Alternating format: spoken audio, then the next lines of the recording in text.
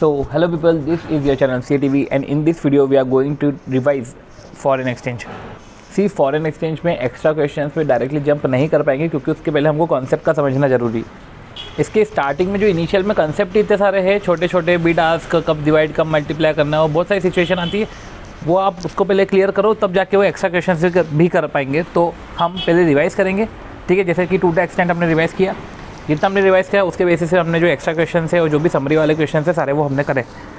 तो instead of extra question का separate video बनाने के मैं डायरेक्ट रिवीजन वाला वीडियो ही बना रहा हूँ। खैर बिना किसी देरी के स्टार्ट करते हैं। और सबसे पहले exchange rate.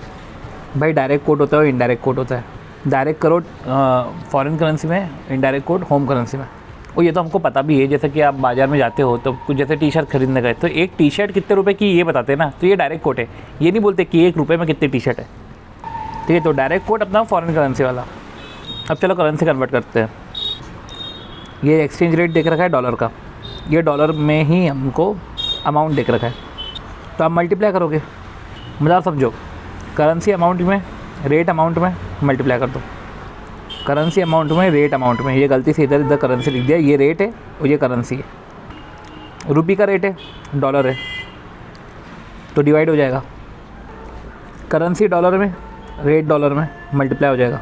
One second, currency dollar में, रेट पाउंड में, डिवाइड होगा। आप समझो ये ISO कोड वाले क्वेश्चन आपको आते हैं, मतलब क्वेश्चन में आते हैं, आपको आते भी होंगे मे बी, बट अब जैसे कि इधर बोल के रखा कि USD/INR। अभी आप इसको बोल दोगे कि रुपए का रेट है, बट नहीं, ISO कोड में ऐसा होता है कि USD का रेट है। तो देखो रुपी है करेंसी, रेट है डॉलर, डिवाइड करो। अब ये मैंने बोला है मतलब क्वेश्चन में है, राइट। जो हम बोलते हैं जो नया कंसेप्ट है, तो ऐसा नहीं कि सिर्फ बोल के आगे बढ़ गए, उसके बैकिंग अप में क्वेश्चन भी है। तो आप क्वेश्चन, अगर आप मयंक कोठारी सर की बुक यूज़ करते हो या गौरव जैन सर की बुक यूज़ करते हो, तो मयंक कोठारी सर में 42 है क्वेश्चन।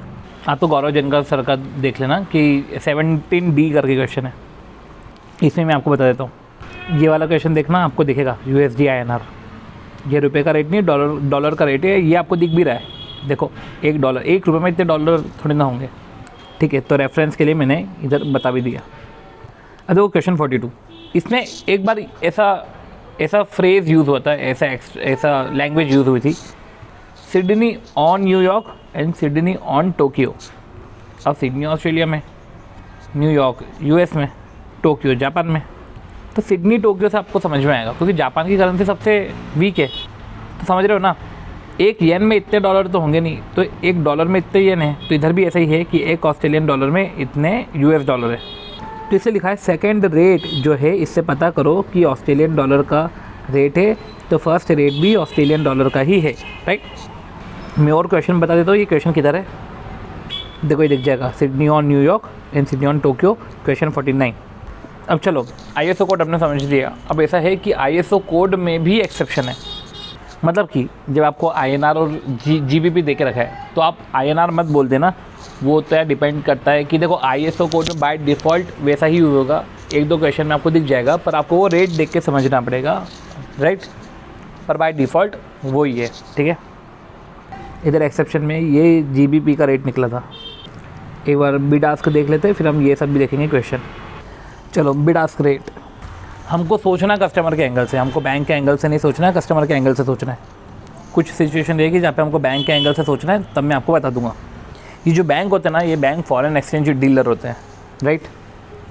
तो बाय सेल ये बाय करेंगे सस्ते में, बेचेंगे महंगे में, पर हम कस्टमर के एंगल से सोचते हैं। कुछ एग्जाम्पल है, हम वो एग्जाम्पल देखते हैं। एक पर्टिकुलर पर्सन है जिसको $1 लाख देना है।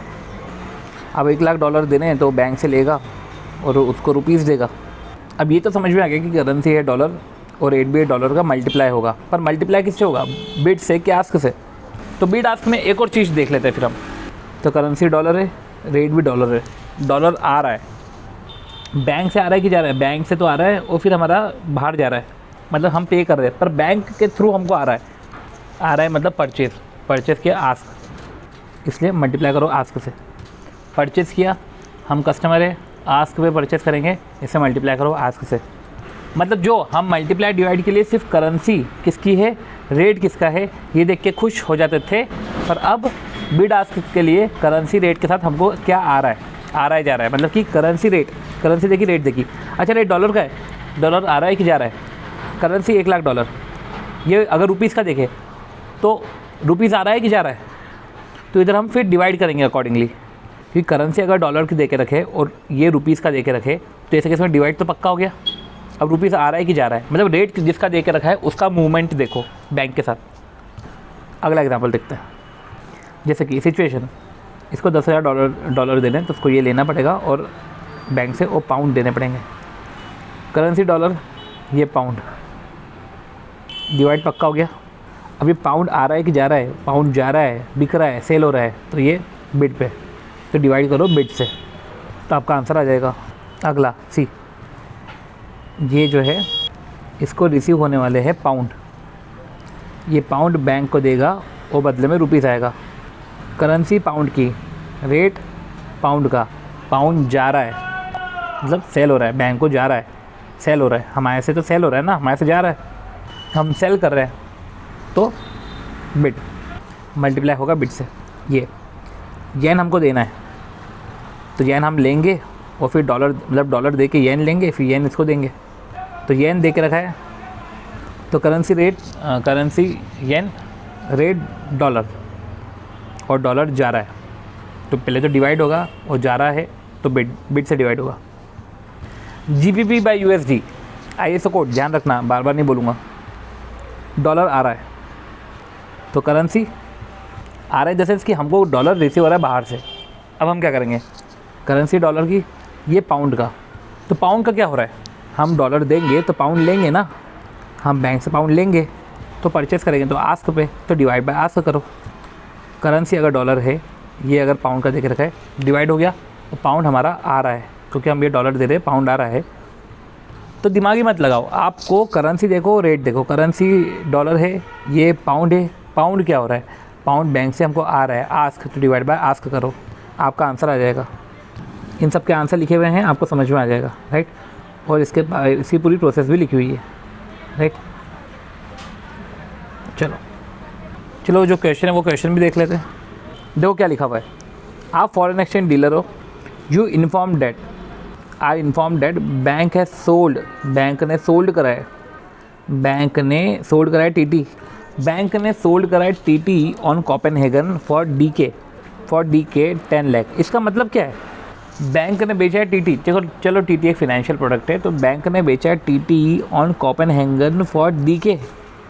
अब आपको एक लेमैन सेंस में क्या लगेगा कि बैंक है सोल्ड TT, कि वो TT सोल्ड कर रहा है कोपेनहेगन को फॉर DK और बदले में DK मिल रहे हैं, ऐसा नहीं है। बैंक है sold TT on Copenhagen for DK, जो आप इंटरप्रेट कर रहे हो ना, जो एक लेमैन सेंस में इंटरप्रेट होता है कि मैं बेच रहा हूँ तो मेरे को कुछ मिलेंगे, तो बैंक है sold TT on Copenhagen for DK, right.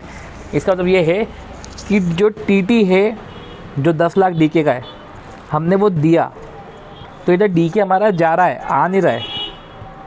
इसलिए मैंने आपको बताया कि एक लेमैन तो यही सोचता है कि आ रहा है, पर नहीं, बैंक है sold TT on Copenhagen for DK 10 lakh, तो 10 लाख हमारे जा रहे हैं, मतलब वो बैंक से जा रहा है। You are required to cover the transaction इधर इन लंडन मार्केट और न्यूयॉर्क मार्केट। अब सी, अभी आपको रेट देख रखा है, Mumbai London, Mumbai New York. Obvious सी बात है कि मुंबई लंदन ये कोई ISO कोड भी नहीं है, और ये दे के रखा है पाउंड का रेट, वो दिख रहा है, मुंबई न्यूयॉर्क है, ये डॉलर का रेट है, लंदन कोपेनहेगन है। अब आप बोलोगे कि ये पाउंड का है, ये डॉलर का है, तो कायदे से ये कोपेनहेगन का रेट होगा, पर ये भी तो समझो कोपेनहेगन का रेट होगा तो इधर डॉलर आना चाहिए ना, पाउंड आना चाहिए ना, तो इसलिए लंदन का रेट है, ये UK का रेट है।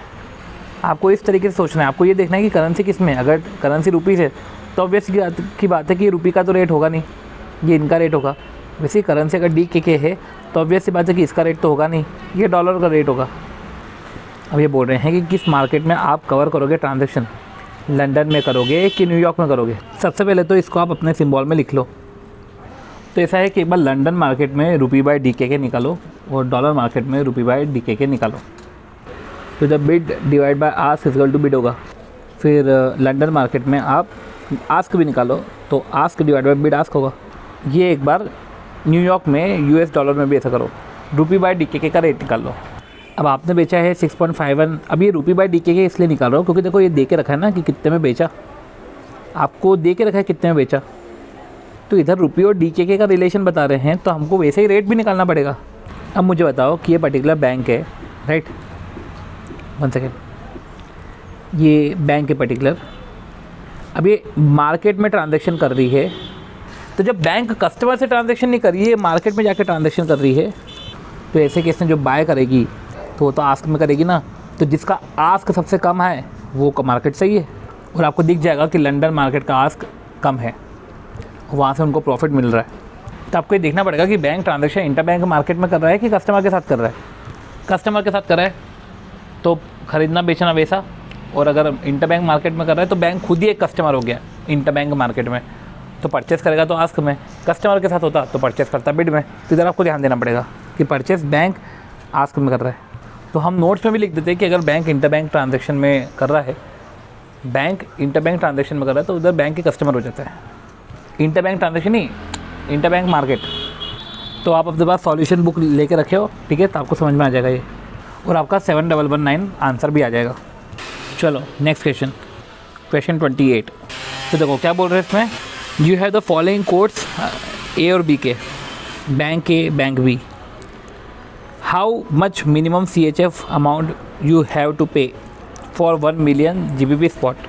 क्या हो रहा है, क्या मतलब इसका, मतलब कि आपको 1 मिलियन आ रहा है, 1 मिलियन मतलब 10 लाख, 10 लाख पाउंड आ रहे हैं आपको, उसको पेमेंट करने के लिए आपको CHF चाहिए, राइट। अब CHF का से क्या करोगे आप, क्या दिख रहा है ये कि आपको जो रेट निकालना है वो CHF बाय पाउंड निकालना है। जबकि अगर बैंक ए की बात करें तो सिंथेटिक रेट देखो, पहले तो ये डॉलर का रेट है, तो सब इसके अपने नॉर्मल रेट के इसमें कन्वर्ट करो कि ये CHF बाय डॉलर है, और ये जो है नीचे डॉलर बाय पाउंड है, CHF by dollar, dollar by pound. Bank B CHF by dollar, dollar by pound. तो आप सबसे पहले CHF बाय पाउंड निकालो, तो 1.4650 इंटू 1.7645, इसका बिड आस्क निकालो, और ये है 1.4655 इंटू 1.7660। वैसे बैंक का भी रेट निकालो, बैंक बी का वही 1.4653 इंटू 1.7640, फिर 1.4660 इंटू 1.7650। अब ये बोल रहे हैं कि आपको कितना CHF चाहिए to pay for 1 million GBP spot, मतलब आपको बैंक से 1 मिलियन GBP लेना है और CHF देना है। CHF बेच रहे हो, बेचोगे तो बिड पे। अब समझो, हम क्रॉस रेट भी निकाल सकते हैं ऐसे, बैंक ए और बैंक बी का, और बैंक बी और बैंक ए का भी निकाल सकते हैं। मतलब 1.4650 को 1.7640 से मल्टीप्लाई कर सकते हैं, और 1.4655 को 1.7650 से मल्टीप्लाई कर सकते हैं।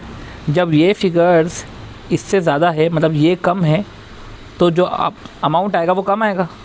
चलो अमाउंट निकाल के देखो, तो ये कर रहा है 2.5843 और एक है 2.5866। अब देखो तो ये वैल्यू कम आ रही है। इनफैक्ट अब आप इसको इससे मल्टीप्लाई करोगे, ऐसा भी क्रॉस निकल सकता है ना, इसकी वैल्यू तो और ज़्यादा आएगी।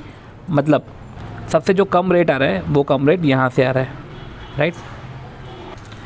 करेंसी है पाउंड में, रेट दे के रखा है पाउंड का, और पाउंड हमारे पास आ रहा है, तो ऐसे केस में आ रहा है तो आस्क रेट, इससे आप आस्क रेट निकाल लो जो है 2.5866, करो उसको मल्टीप्लाई 10 मिलियन से, 1 मिलियन से, मतलब 2.2586600।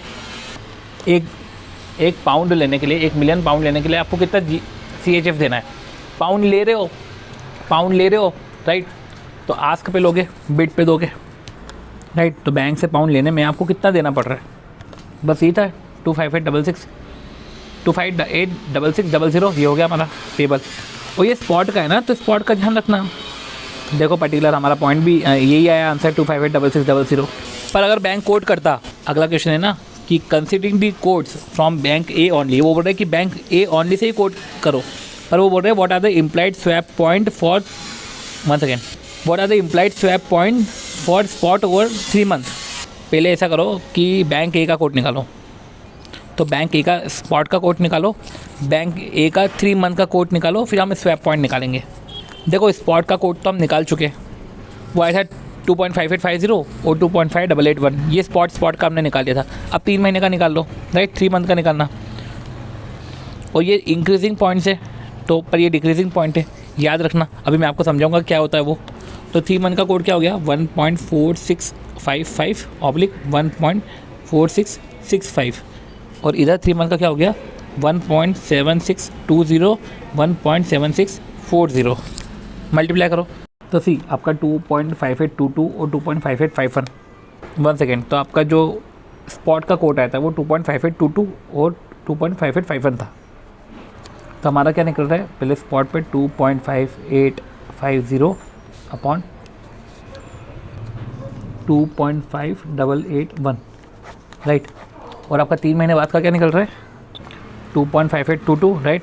और फिर 1.4665 मल्टीप्लाई बाय 1.7640 राइट 2.5869। चलो देख लो अब। तो स्वैप पॉइंट तो डिक्रीजिंग है ये 28 और 5881.5881 माइनस 0.5869 ये आपका हो गया 12। तो 28 और 12 ऐसा आ रहा है डिस्काउंट में। वो तो क्या है 28 और 12 करोगे तो वही डिक्रीजिंग स्वैप आ रहा है। तो ठीक है आप समझ गए कि वो इंटर बैंक कोट आपको कैसे लेना है, इस तरीके से अपना हो रहा है। चलो तो हमने सारे एग्जाम्पल देख लेते। अब देखो अगला कंसेप्ट अपना प्राइस इंक्रीज और डिक्रीज इन करेंसी। देखो यार बेस करेंसी है, अगर प्रीमियम की बात करते हैं तो बेस करेंसी में मल्टीप्लाई होता है। जैसे 10% बढ़ा तो 1.1 कर देंगे, 10% घटा तो 0.90 कर देंगे। अब प्राइस करेंसी में भी ऐसे ही है, जैसे कि बेस करेंसी घटा ना तो प्राइस करेंसी बढ़ा तो प्राइस करेंसी में मल्टीप्लाई कर देंगे। वैसे प्राइस करेंसी में दूसरा ट्रीटमेंट होना था, पर अगर बेस करेंसी घटा है 1.1 से तो प्राइस करेंसी बढ़ा होगा तो प्राइस करेंसी को मल्टीप्लाई करो 1.1 से। वैसे ही बेस करेंसी अगर बड़ा है तो प्राइस करेंसी घटा हो गया तो मतलब कि मल्टीप्लाई कर दो 0.96 से, क्योंकि बेस करेंसी बड़ा है तो प्राइस करेंसी घटा होगा, मल्टीप्लाई कर दो 0.90 से मतलब। तो इस तरीके से चलेगा, मतलब मल्टीप्लाई ही होगा। जैसे देखो रुपये बाय डॉलर है 70, डॉलर अप्रीशिएट हो गया 10%। तो ठीक है ना, बेस करेंसी है, बेस करेंसी बढ़ा मल्टीप्लाई कर दो। रुपये बाय डॉलर है 70, डॉलर घटा तो मल्टीप्लाई कर दो 0.9 से।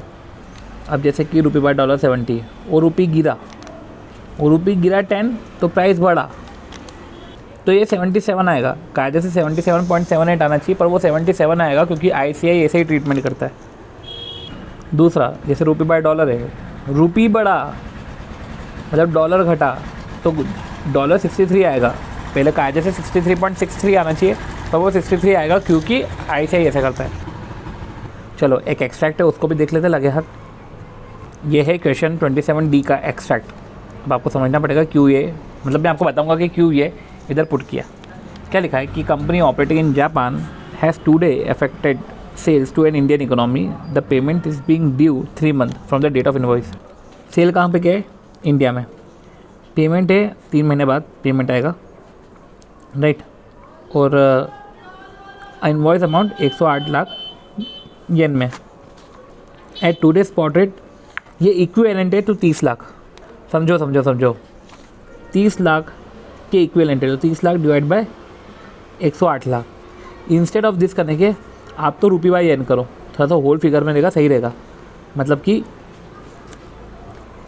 108 लाख डिवाइड बाय 30 लाख तो 1 येन, तो रुपये बाय येन क्या हुआ 3.6 right. It is anticipated that exchange rate will decline. आप समझो, अब इधर अपन समझ जाएंगे। Exchange rate decline by 10% over 3 month. Sorry yen by rupee था ना हमारा 3.6, येन बाय रुपी था 3.6। अब एक्सचेंज रेट डिक्लाइन हो गया 10% से, तो फिर वो कितना हो गया 3.6 का 10% माइनस करो 3.24 हो जाएगा, उसके हिसाब से आपको मिलेगा।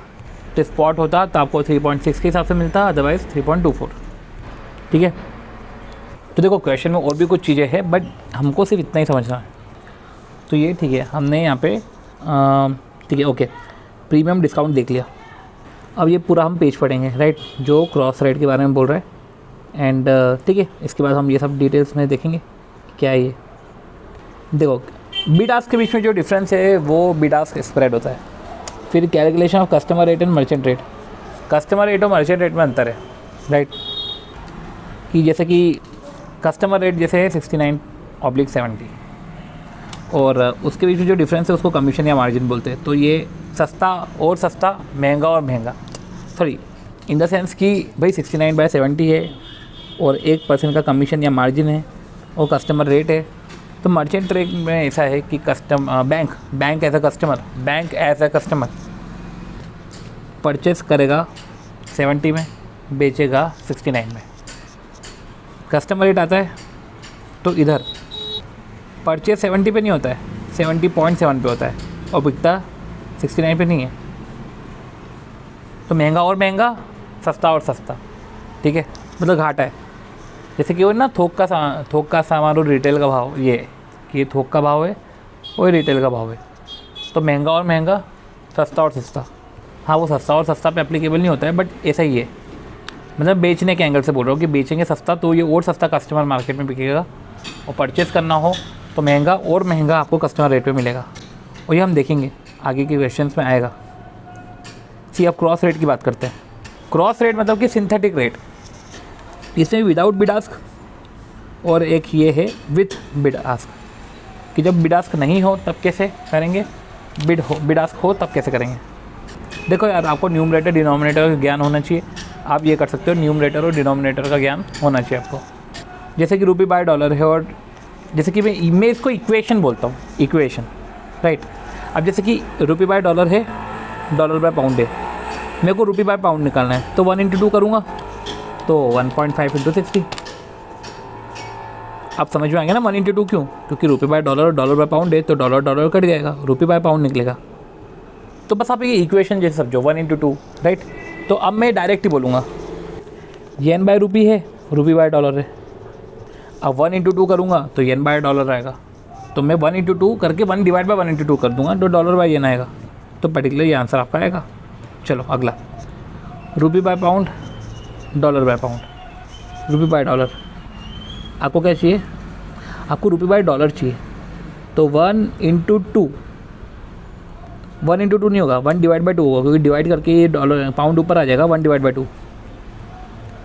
अब 1 / 2 है तो 90 / 1.5, 60। चलो, pound by dollar, dollar by rupee निकालना क्या है, रुपी बाय पाउंड। तो 1 × 2 करेगा तो पाउंड बाय रुपी आएगा, 1 / 1 × 2, तो 1 × 2 करो, फिर डिवाइड में फेंक दो, 74.43 आएगा।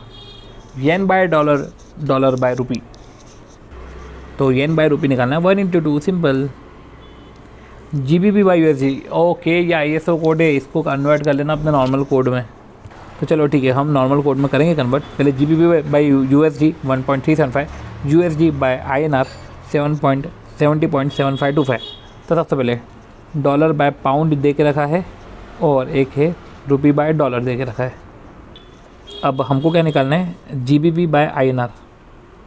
अब 1 × 2 करेंगे तो INR by, okay, GBP by INR, मतलब हमको चाहिए रुपी बाय पाउंड। तो ठीक है, मल्टीप्लाई करोगे तो रुपी बाय पाउंड आ जाएगा ना। चलो ठीक है, ये भी हो जाएगा, सी। ओके, और क्वेश्चन है, और है। अब ट्रिपल रेट्स आ रहे हैं, rupee by dollar, dollar by euro, euro by pound. Okay, आपको रुपी बाय पाउंड निकालना है, तो रुपी 1 × 2 × 3 ये हो रहा है। चलो 1 × 2 × 3 करो। Dollar by pound, dollar by sorry pound by dollar, pound by dollar, rupee by dollar, rupee by euro. अब यूरो तो ऊपर ले जाना अपने को, तो यूरो को तो ले लो आप ऊपर, 3 ऊपर जाएगा, और 3 और इसको डिवाइड में फेंक दो तो ये ऊपर आ जाएगा।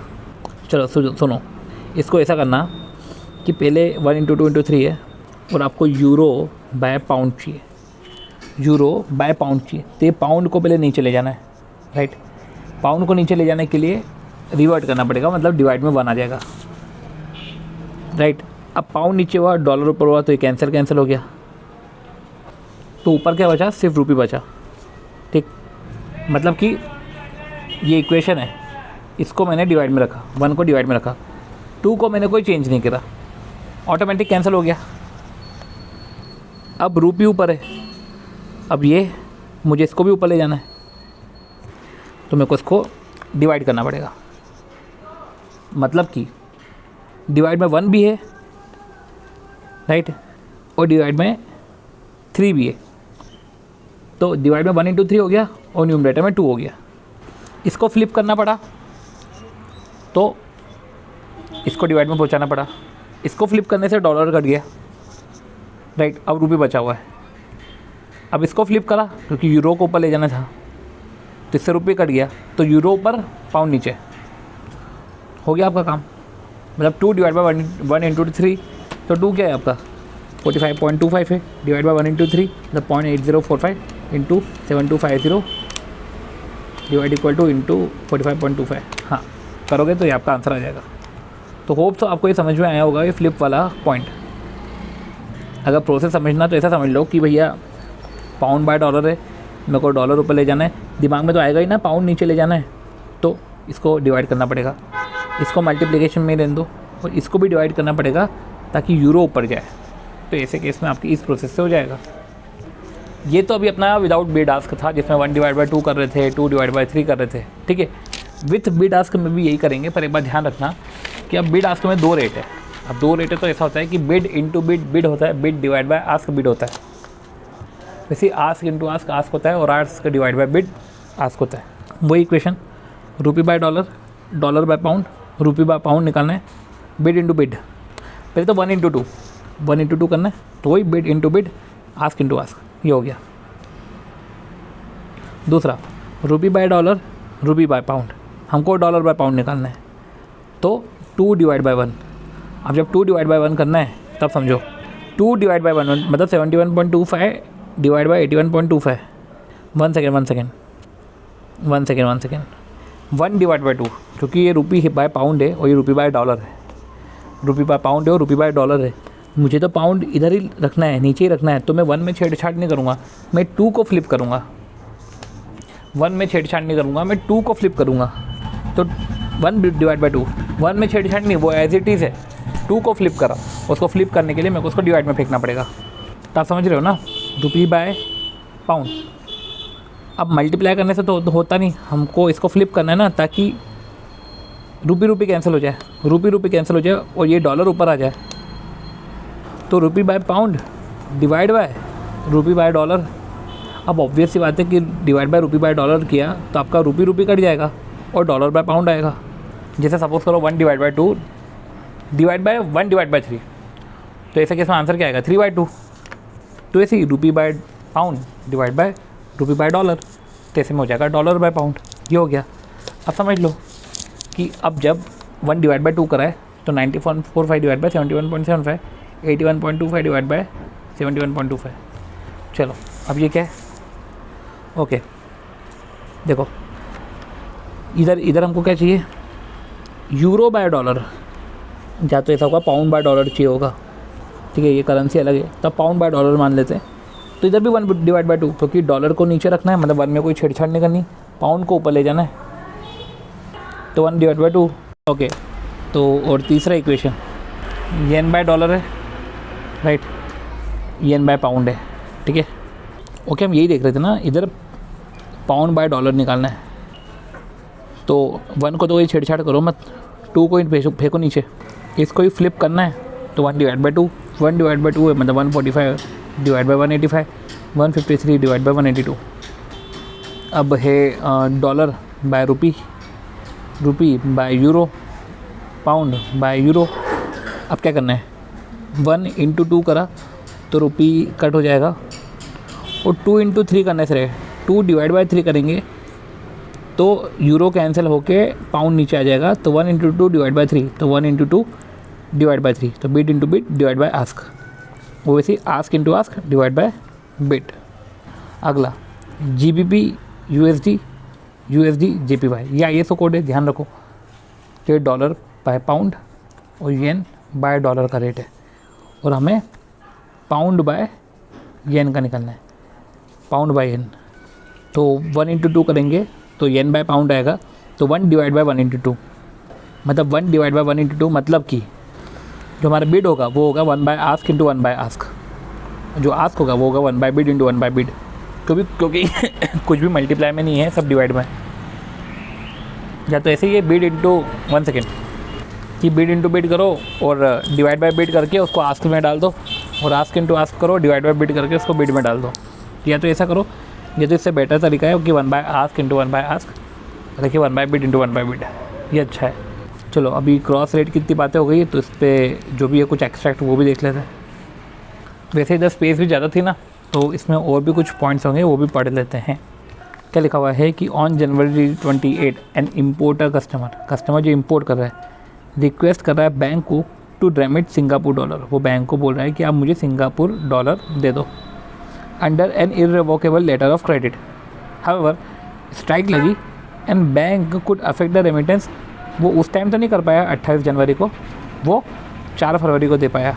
अब देखो, अब यार जब मैं उस टाइम अगर सिंगापुर डॉलर लेता तो उसका रेट अलग होता, दूसरे का रेट अलग होता।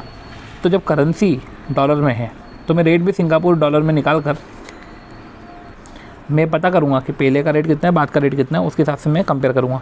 वही सिंगापुर डॉलर का रेट वो डेट पे मैं कैलकुलेट करूँगा। ये दोनों डेट आएगी कि पहले अगर तुम पहले तुम करते तो 25.98 में परचेस कर लेते, क्योंकि बैंक से चाहिए ना, तो आप कुछ दोगे, रुपीज़ दोगे। सपोज़ करो कि रुपीज़ का ही है, और जो है अगर बाद में करा है तो 26.0719, तो आपको लॉस हो गया। तो लॉस जितने का भी हुआ है वो लॉस कैलकुलेट कर लो, कितना 26.0719 माइनस 25.9806। ये जो हुआ है इसको 25 लाख से मल्टीप्लाई करो। मल्टीप्लाई क्यों? क्योंकि करेंसी डॉलर सिंगापुर में, रेट भी सिंगापुर डॉलर का, हमने वैसे ही रेट निकाला। देखो जैसे और भी क्वेश्चन है, उसका एक्सैक्ट क्या है देखो।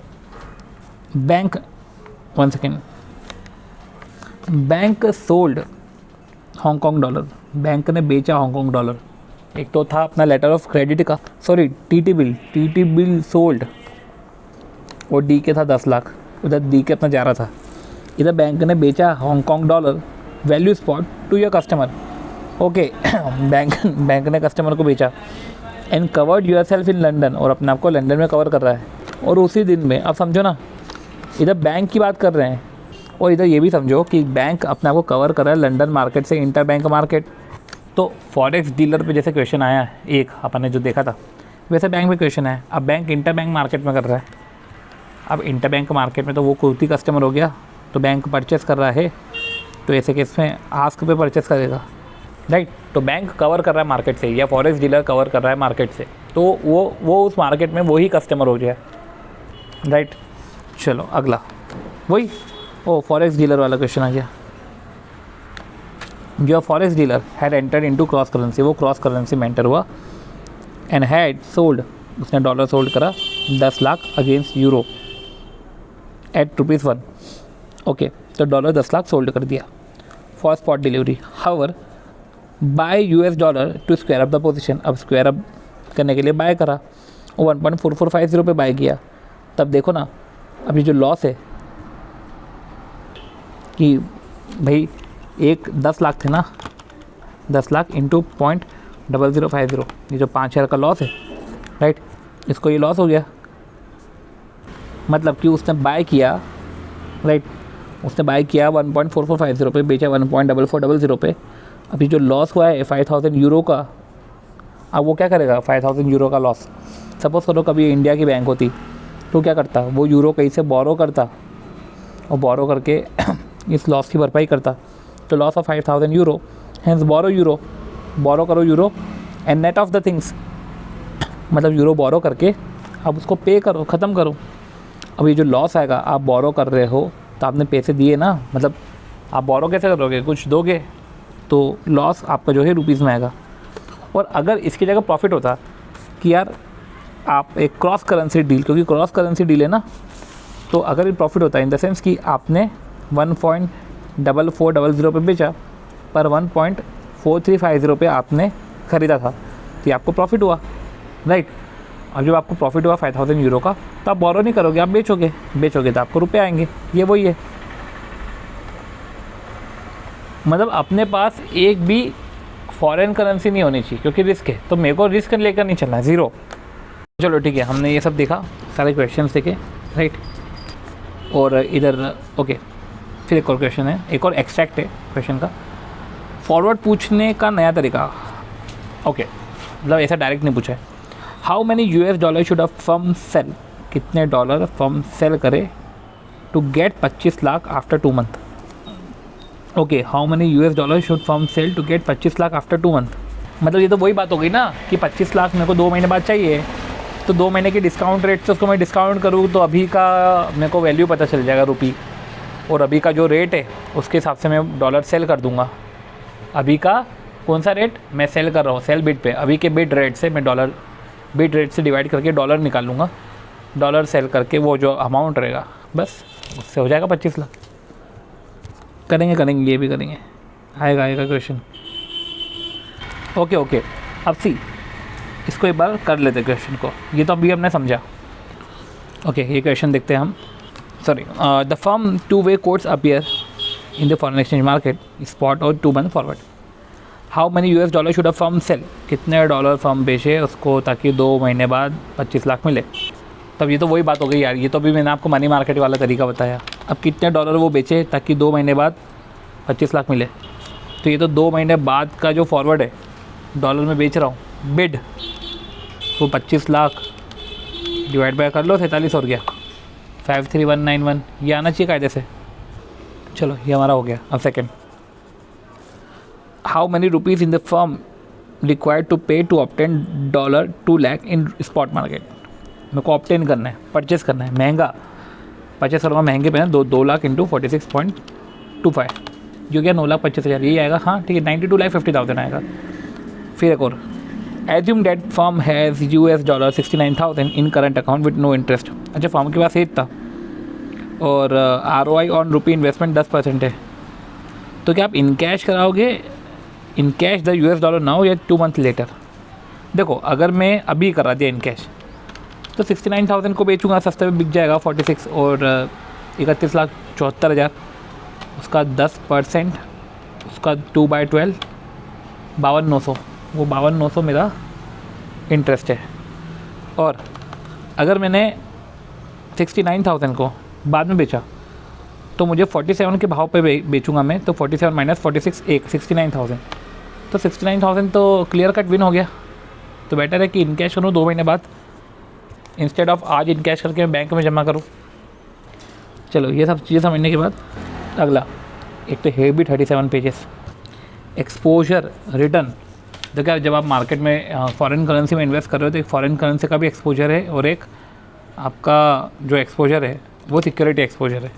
तो सिक्योरिटी का रिटर्न तो 1 plus security return into 1 plus currency exposure, तो 1 plus security exposure into 1 plus currency exposure ऐसा। चलो ये पहले हमने देख लिया 33B, इस पर क्वेश्चन है 33B। पहले हम इस पेज के सारे कंसेप्ट पढ़ लें, फिर हम ये जो भी क्वेश्चन के रेफरेंसेस है वो रेफरेंसेस देख लेंगे। अगला है स्वैप पॉइंट। तो आपको इंक्रीजिंग स्वैप और डिक्रीजिंग स्वैप पता होना चाहिए, और हाँ इसमें कुछ चीज़ें हैं इंपॉर्टेंट जो आपको समझनी चाहिए। इंक्रीजिंग स्वैप जैसे USD/CHF है, तो USD का रेट है, इंक्रीजिंग स्वैप है तो ऐड हो जाएगा, और पीछे से ही ऐड होता है, जैसे अगर 5 और 10 है तो 0.0005 और 0010 वैसा, ये इंक्रीज़ हो गया। डिक्रीजिंग स्वैप 25-20 तो 0.0025 और 0020 ये कम हो जाएगा। ये तो ठीक है, ये स्वैप तो हमको समझ में आ गया। ये हो गया इंक्रीजिंग डिक्रीजिंग स्वैप, और एक हो गया स्वैप का प्रेजेंटेशन। अब USD/INR है, स्वैप का देखो प्रेजेंटेशन कैसा है, और ये आपको क्वेश्चंस में दिखेंगे कि ऐसा दिख रखा है स्वैप पॉइंट USD/INR और spot/September spot/October। अब जैसे कि आपको अक्टूबर का करना है तो अक्टूबर का स्वैप लो। सपोज करो कि अभी का स्पॉट है USD/INR 49.3700, 49.3800 और USD/SGD है ऐसा। इधर ये पॉइंट्स देख रखे हैं, इधर 1 मंथ फॉरवर्ड 2 मंथ फॉरवर्ड ऐसा देख रखा है। मार्जिन 5% है। अब समझो मुझे क्या करना है, अक्टूबर का फॉरवर्ड निकालना है, रेट निकालनी मेरे को डायरेक्ट। अब देखो सितंबर में हूँ, अक्टूबर का स्पॉट ले लो, राइट। अक्टूबर का अगर फॉरवर्ड निकालना है तो मैंने अक्टूबर का स्पॉट ले लिया, चलो ऐड कर दिया। तो स्वैप इंक्रीजिंग है तो ऐड कर दो, तो चलो मैंने ऐड कर दिया। फिर मार्जिन भी ऐड करो, मतलब कि स्वैप पॉइंट्स तो ऐड करो ही करो, मार्जिन भी ऐड करो। अब रही बात इधर, तो इधर जैसे कि USD/SGD सितंबर का बोल के रखा है और अक्टूबर का फॉरवर्ड निकालना है। तो जब अक्टूबर का फॉरवर्ड है, अब इसने स्पॉट सितंबर स्पॉट अक्टूबर ऐसा नहीं देख रखा है, 1 मंथ फॉरवर्ड 2 मंथ फॉरवर्ड ऐसा देख रखा है। तो ऐसे कि इसने भाई 96 97 है ना, तो 1.7058 और 7068 जो भी है, इसमें 0.0096 और 0097 ऐड कर दो, तो ये अक्टूबर का फॉरवर्ड आ जाएगा। नोट करना है, इसमें मार्जिन नहीं ऐड होगा, इधर मार्जिन ऐड हो जाता 5%। अब समझो इधर 5% लिखा हुआ है, तो 5% मतलब क्या, 5/100, 0.05, 5 पैसा। और छोड़ो वो भी 5% बोल के रखा है, कभी कभी 0.125% बोल के रखते हैं, 0.125%, और कभी कभी 5 पैसा बोल के रखते हैं। तो आपको ध्यान देना है कि क्या है, 5% है, 0.125% है, 5 पैसा है क्या ये? कुछ एक्सट्रैक्ट है, वो एक्सट्रैक्ट हम पढ़ते हैं, राइट। तो आपको क्या है इसमें, मैंने क्या बोला, ऐसा नहीं कि पढ़ के निकल लो। देखो क्या बोला हमने, स्पॉट देकर रखा है, मार्जिन मत ऐड करना, फॉरवर्ड देकर नहीं, मार्जिन ऐड करना, फॉरवर्ड देकर रखा है तो मार्जिन मत ऐड करना। तो पहले स्वैप ऐड होगा पॉइंट्स, फिर मार्जिन होगा ऐड। और मार्जिन भी जैसे स्वैप ऐड करने के बाद, वो जो ऐड करने के बाद जो भी वैल्यू आएगी ना, उसमें मार्जिन ऐड होगा पर्टिकुलर। अब क्या लिखा है, importer customer of your bank, आपके बैंक का ये कोई इम्पोर्टर कस्टमर है, wishes to book forward contract with your bank, उसको फॉरवर्ड कॉन्ट्रैक्ट बुक करना है आपके साथ on 3rd for sell to him $5 lakh. वो ये बोल रहा है कि देखो, इम्पोर्टर कस्टमर ये बोल रहा है कि आप उसको आपके साथ फॉरवर्ड कॉन्ट्रैक्ट पे आना है on 3rd for sell to him, आप उसको सेल करो सिंगापुर डॉलर ताकि वो दे पाए। तो for sell to him 5 lakh Singapore dollar to be deliver on 30 October, ताकि वो डिलीवर करे 30 अक्टूबर को। तो इम्पोर्टर कस्टमर को चाहिए, तो वो बैंक से बोलेगा कि आप मेरे को सेल करो फॉर सेल टू हिम। तो ऐसे लैंग्वेज आप समझो, फॉर सेल टू हिम का मतलब क्या। चलो ये आपको दे के रखा पूरा सीन। अब देखो क्वेश्चन में कभी कभी आपको 2 महीने का स्वैप और 3 महीने का स्वैप दे के रखते हो, बोलते हैं 2.5 महीने का स्वैप निकालो। तो ऐसे केस में आप एवरेज करो, आएगा क्वेश्चन में 2 महीने का स्वैप, 3 महीने का स्वैप दे के रखे और 2.5 महीने का। हमने जो भी ये नोटिंग वोटिंग करी है ना, ये नहीं कि मन से कर लिया या किसी ने बोला तो कर लिया। हमने क्वेश्चन में देखा, क्वेश्चन में हमको ये पॉइंट नया लगा और हमने इसकी जो है नोटिंग करी है। तो नोटिंग है, सारा का सारा कहीं ना कहीं क्वेश्चन में आएगा। तो 2 महीने 3 महीने का स्वैप है, 2.5 महीने का ऐसे निकालेंगे। इम्पोर्टर कस्टमर को चाहिए, वो हमने वो पढ़ लिया लैंग्वेज। 5% 1.125 बोल रहे हैं, 5 पैसा बोल रहे हैं, क्या बोल रहे हैं ध्यान रखना। और ये स्वैप इंक्रीजिंग डिक्रीजिंग याद रखना। अब देखो एक और चीज़ है, इधर लिखा हुआ है मिस्टर एक्स ने इन्वेस्ट करा है 1.50 करोड़ रुपए इन पर्टिकुलर इस तारीख के स्टैंडर्ड पुअर इंडेक्स में। अब पॉइंट ये है कि 1.58 करोड़ रुपए को कैसे इन्वेस्ट करोगे S&P इंडेक्स में। तो आपको ऐसे केस में कन्वर्ट करना पड़ेगा डॉलर में, पहले डॉलर में कन्वर्ट करो देन आप परचेस करो। मतलब आप पहले डॉलर में कन्वर्ट करो, क्या ये 1.58 करोड़ अभी डॉलर में कितने होते हैं, और अभी परचेस करना है तो फिर उसके हिसाब से परचेस करो, राइट। तो ये जो मैं बोल रहा था कि वो रिटर्न में सिक्योरिटी एक्सपोजर और करेंसी एक्सपोजर भी होता है, तो हाँ होता है कि यहाँ का S&P इंडेक्स है, इसका खुद का एक्सपोजर होगा, और डॉलर में कन्वर्जन करा है, डॉलर का चेंज रेट, तो उसका भी एक्सपोजर होगा। कुछ पॉइंट है देखो, जैसे फॉरवर्ड कॉन्ट्रैक्ट मैंने इंपोर्ट करा और मेरे को डॉलर पे करना है 3 महीने में। अगर आज करना होता तो आज का रेट ये है, 3 महीने बाद का ये रेट है। अब समझो 3 महीने बाद का मेरे को रेट लग रहा है 74, और फॉरवर्ड रेट जो है 72.5 है। मुझे लग रहा है 74 है, तो मेरे हिसाब से 74 पे परचेस होगा, पर बैंक बोल रहा है कि हम कोट करें ना 72.5। तो देखो अगर आपने पे करा स्पॉट पे, तो स्पॉट का रेट, और स्पॉट का रेट क्या है, आपको पे करना है तो आपको बैंक से ख़रीदना होगा, बैंक से ख़रीदना होगा तो आस्क होगा। 3 महीने बाद है तो 3 महीने बाद है, तो आपको डिपेंड कि कॉन्ट्रैक्ट करा है कि नहीं करा है। कॉन्ट्रैक्ट करा है तो वही 72.5 आ जाएगा। अब समझो 3 महीने बाद मैंने कॉन्ट्रैक्ट करा, फिर मैं आपको बता रहा हूँ कि देखो 3 महीने बाद कॉन्ट्रैक्ट करने से अभी आज में तो बेनिफिट था, तो ये लॉस हो गया। और ये होगा बताने का तरीका कि देखो 3 महीने बाद 74 है और -71.25, क्योंकि आज तो सस्ता है, तो 3 महीने बाद इतने का हो गया, तो ये लॉस हो गया एक्सपेक्टेड। समझ रहे हो।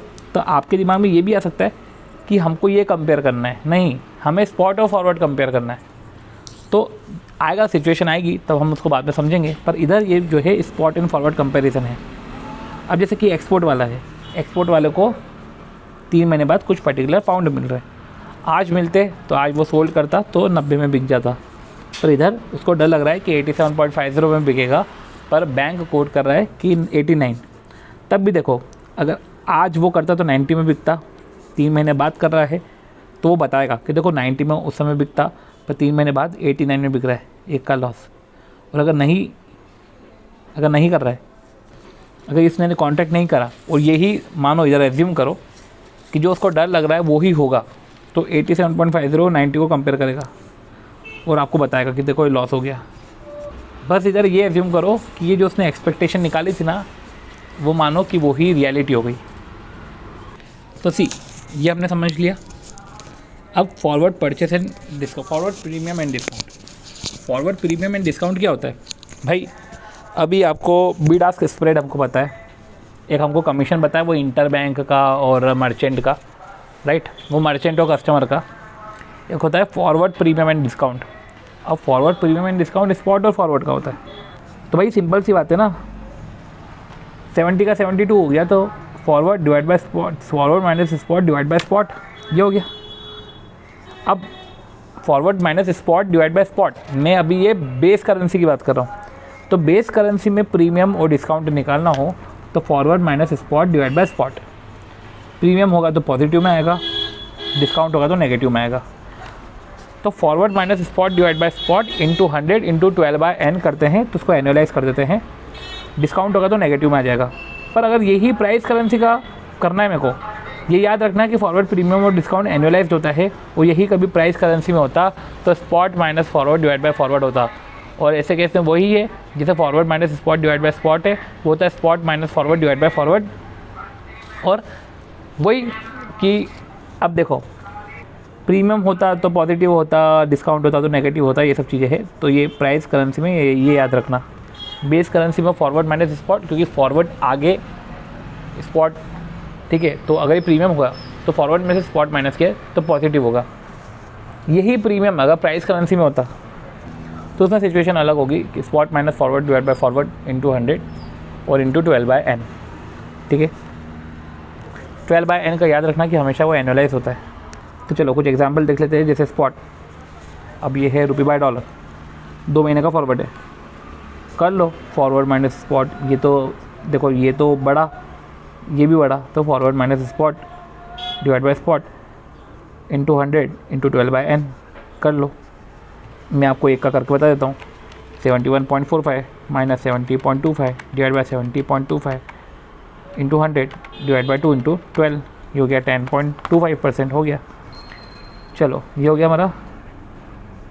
अब 6 महीने का फॉरवर्ड रेट 69.25, अगर स्पॉट होता 70.25 70.85, ये है 69.25 69.95, राइट। तो फॉरवर्ड माइनस स्पॉट तो 69.25 minus spot 70.25 divide by forward minus spot divide by spot divide bye 70.25 into 100 divide by 6 into 12, 2.846, ये जो भी आया मतलब 2.85, ये अपना नेगेटिव में आया।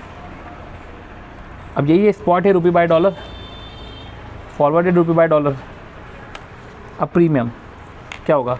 71.25 minus 70.45 divide by 70.45 into 100 divide by 6 divide by 3 into 12, 4.5422, ये हो गया हमारा। पर अगर मैं ये डिस्काउंट में करता, अगर इसमें देखो अगर कोई बोले कि स्पॉट का निकालो, कैसे निकालोगे? तो मैं स्पॉट का निकालो ना, नहीं सॉरी स्पॉट का नहीं निकालो, वो बोल रहा है बेस करेंसी का क्यों निकाल रहे हो तुम फॉरवर्ड प्रीमियम और डिस्काउंट? तुम ऐसा करो प्राइस करेंसी का निकालो। तो प्राइस करेंसी का निकालते तो स्पॉट माइनस फॉरवर्ड, स्पॉट क्या होता है 70.45, फॉरवर्ड क्या होता है 71.25 divide by 71.25 into 100 divide by 3 into 12, ये करा तो माइनस 4.49 आया। तो अगर डॉलर प्रीमियम में है, राइट, तो ये डिस्काउंट में होगा। अगर डॉलर प्रीमियम में है 4.54 तो ये डिस्काउंट में होगा। तो आप समझ गए। आपको बस ये ध्यान रखना है कि स्पॉट का पूछ रहे कि सॉरी प्राइस बेस करेंसी का पूछ रहे कि प्राइस करेंसी का पूछ रहे। वापस से बेस करेंसी है forward minus spot divide by spot, discount में नेगेटिव, प्रीमियम में पॉजिटिव, और इंटू 12/n इंटू 100 जो भी करना है वो तो करना। और प्राइस करेंसी में spot by forward divide by forward into 100 into 12/n, ये चलो हो गया। क्वेश्चन 34 और 23 जो भी है, इसे क्वेश्चन 39 जी भी बोला है, गुड क्वेश्चन, वो भी हम देख लेंगे। अब क्या बोल रहे हैं कि compute the annual rate of premium और discount on US dollar. Okay okay okay, देखो क्या लिखा हुआ है। अब देखो ये लैंग्वेज में खेले, compute the annual rate of premium discount of US dollar on INR, of US dollar, of, तो ये यूएस डॉलर का पूछ रहा है। और ये भी बोला है कंप्यूट द एनुअल रेट और rate of premium discount of US dollar on INR on an average rate. तो ये जो स्पॉट रेट है, स्पॉट रेट नहीं, ये एवरेज रेट, मतलब spot plus forward divide bye 2, ये एवरेज रेट अगर बोल के रखा है तो वैसे करेंगे। इस पर पर्टिकुलर क्वेश्चन है, क्वेश्चन नंबर 39G, वो भी हम देखते हैं, राइट। स्वैप पॉइंट्स पढ़ लेते हैं फिर हम देखते हैं, राइट। स्वैप पॉइंट तो अच्छा खासा बड़ा है, वो एक बार कर लेते हैं। चलो ठीक है, एक बार क्वेश्चन देख लेते हैं। ओके छोड़ो, ये इतना कुछ खास भी नहीं था। स्वैप पॉइंट्स देखते हैं हम। स्वैप पॉइंट में अभी अपन बात कर चुके हैं ना, इंक्रीजिंग और डिक्रीजिंग, ये ऑर्डर की बात कर चुके हैं हम। इनफैक्ट हम प्रेजेंटेशन की भी बात कर चुके हैं। तो देखो हमने बहुत सारी चीज़ें ऐसी छोटी छोटी पढ़ी। एक तो बिड आस्क स्प्रेड, ठीक है, वो हमको समझना पड़ेगा।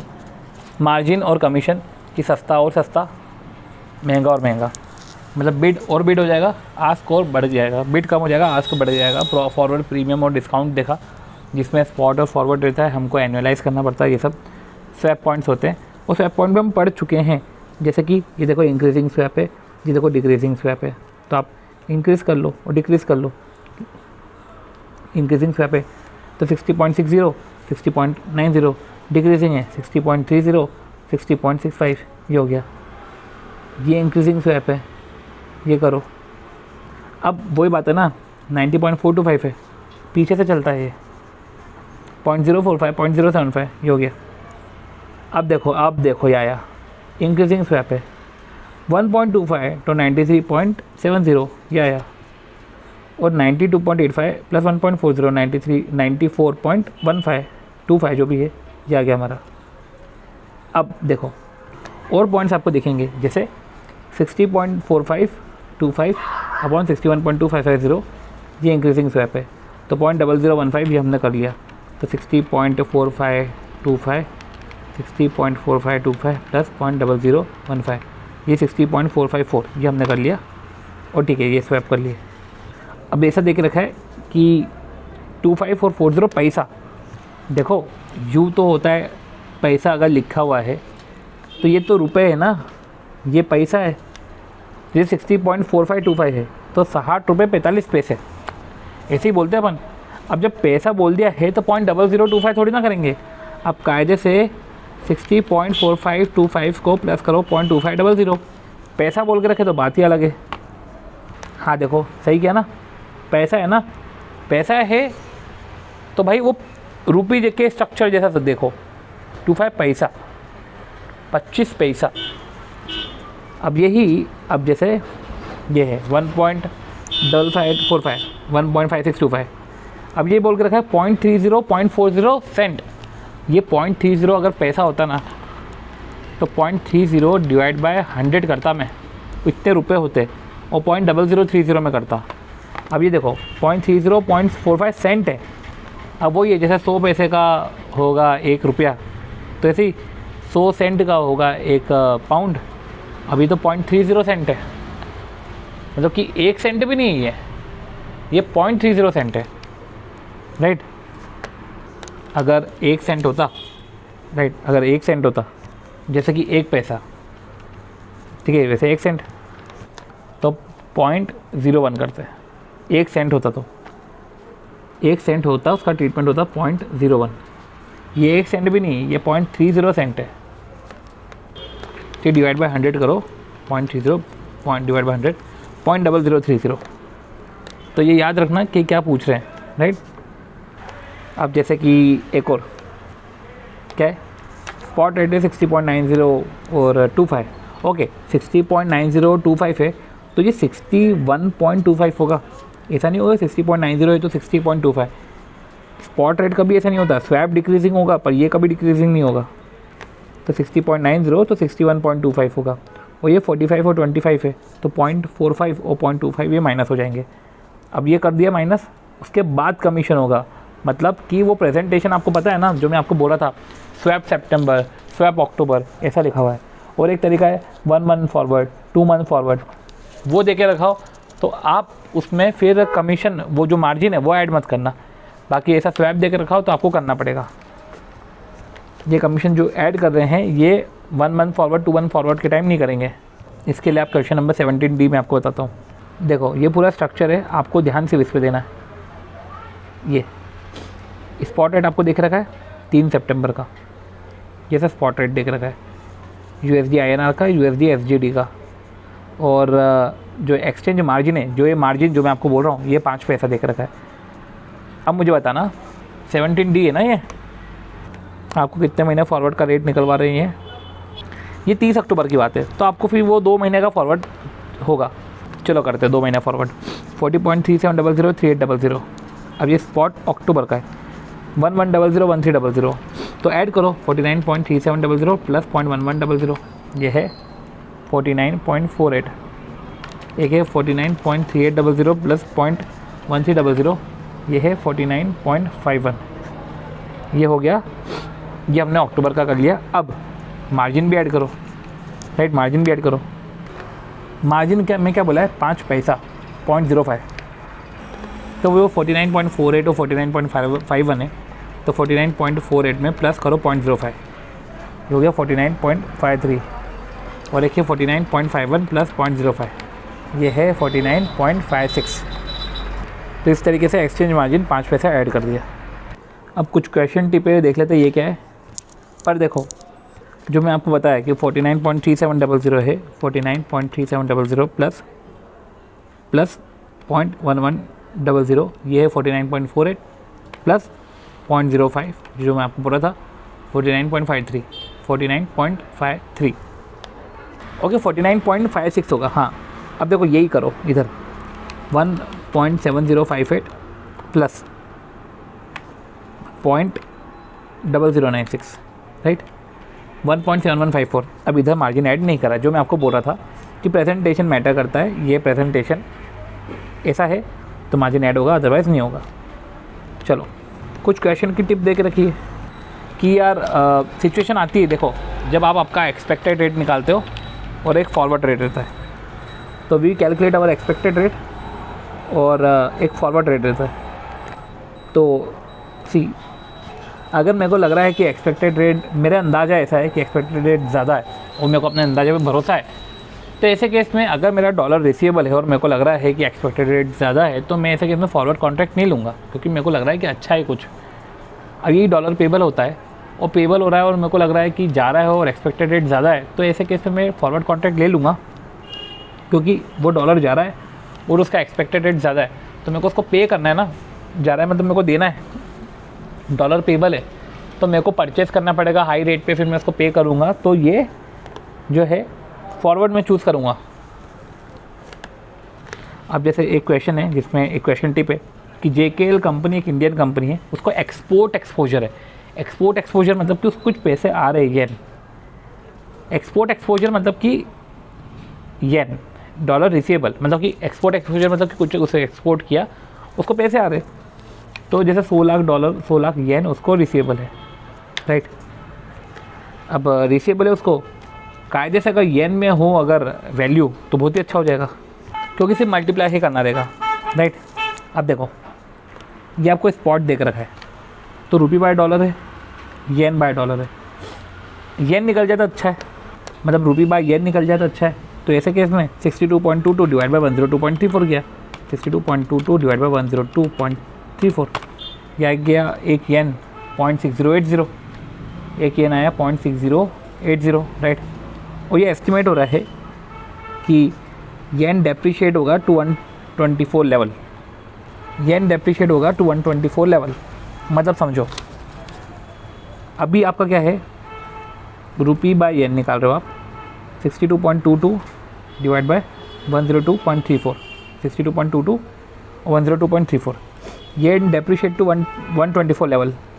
मतलब अभी yen is equal to 124, one second, yen depreciation to 124 level. जैसे कि रुपी बाय डॉलर 102.34 येन है, ये येन डेप्रिशिएट टू 124 लेवल, मतलब कि डॉलर अप्रिशिएट हो रहा है, येन डेप्रिशिएट हो रहा है मतलब डॉलर अप्रिशिएट हो रहा है, मतलब कि वही रुपी बाय डॉलर अब हो गया है 124। और rupee depreciate to 65, rupee depreciate to 65 मतलब कि वही डॉलर एप्रिशिएट हो रहा है, तो rupee by dollar is equal to 65। अब इधर आप करोगे तो 65 डिवाइड बाय 124, तो आप समझो 62.22 और 102.34, ये तो चलो ठीक है, ये तो आपने कर लिया, डायरेक्ट देख रखा था। अब ये येन डेप्रिशिएट हो रहा है मतलब डॉलर एप्रिशिएट हो रहा है, ये रुपी डेप्रिशिएट हो रहा है मतलब डॉलर एप्रिशिएट हो रहा है, और इस तरीके से आपका 0.5242 आएगा। ये कुछ पावर वाला सीन है, तो ठीक है, इतना कुछ रेलेवेंट नहीं है, जब वो क्वेश्चन में आएगा तब मैं आपको बता दूंगा। अब आया इंटरेस्ट रेट पैरिटी।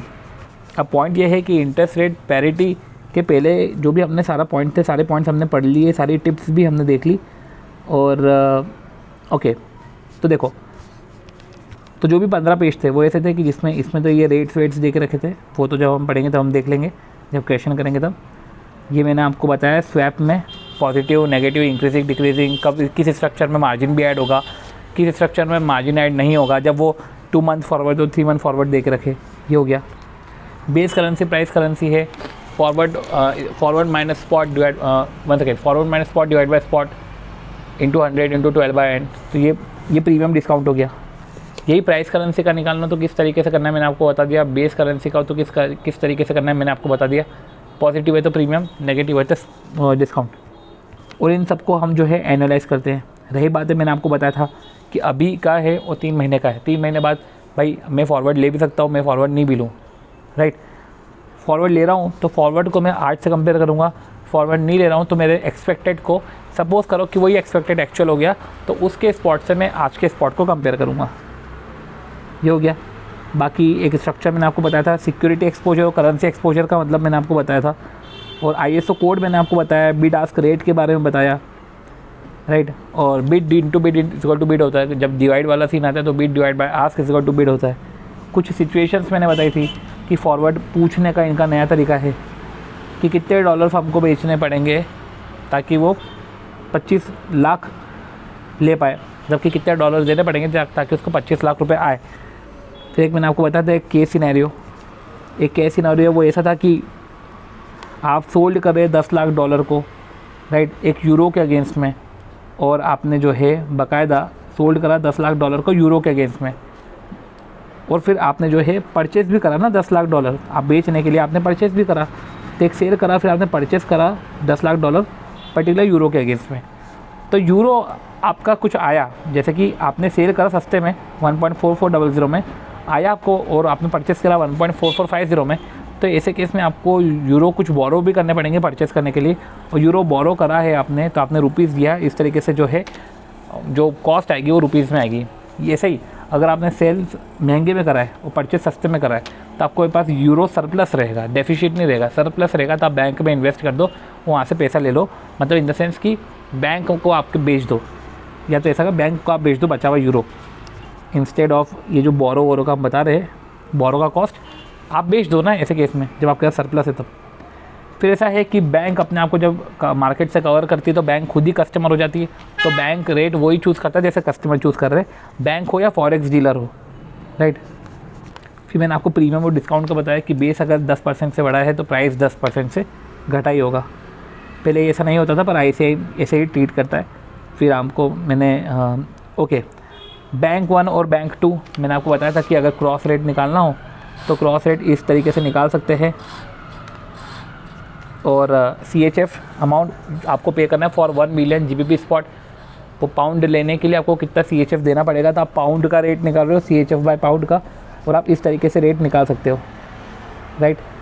फिर एक सिचुएशन थी, ओके क्या था वो, your bank has sold on Copenhagen, आपने सोल्ड करा कोपेनहेगन में TT फॉर DK 10 लाख, तो DK इधर आपका जा रहा है, राइट, तो आप रुपी बाय DK निकाल रहे हो हर जगह, रुपी बाय DK के। उधर आपका फॉरेक्स डीलर ये कर रहा है, तो आप ये ध्यान रखना कि फॉरेक्स डीलर ये कर रहा है तो आप रुपी बाय DK की तलाश में हो, रुपी बाय DK के कौन से मार्केट में सस्ता मिल जाएगा, राइट, क्योंकि आपका DK जा रहा है तो आपको DK के रुपी बाय DK के आपको लेना पड़ेगा ना कवर सेट ऑफ करने के लिए, स्क्वायर अप पोजीशन में आने के लिए, राइट। फिर से आप प्रॉफिट और लॉस निकालोगे। फिर Sydney on Tokyo, Sydney on New York, इससे हम समझ सकते हैं। ISO कोड हमने देख लिया, ISO कोड का भी हमने एक्सेप्शन देख लिया, वो क्वेश्चन में आपको समझ में आ जाएगा, पर बाय डिफ़ॉल्ट ISO कोड जो होता है वही होता है। और इस तरीके से फॉरेक्स में हमने जो है अभी पहला रिवीजन ओवर किया है, जिसमें बीच में जो भी क्वेश्चन आते थे वो क्वेश्चन का भी मैंने आपसे डिस्कशन किया है। अभी और भी क्वेश्चन आएंगे और उसके साथ हम साथ साथ में एक्स्ट्रा क्वेश्चन भी करेंगे, ठीक है।